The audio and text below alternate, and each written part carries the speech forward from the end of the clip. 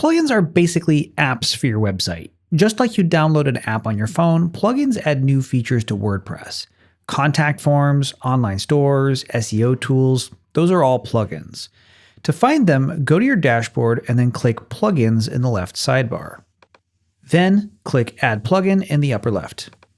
You'll land on the Bluehost Solutions tab, which will be locked unless you pay for extra features, but there are tons of plugins on the WordPress library. You can simply click through the other tabs like Popular to see them. For example, here's a contact form plugin. Or you can use the search bar in the upper right to search for specific plugins. When you find one you like, click Install. Then the button will change to say Activate. Click that. And it's activated and ready to go on your site.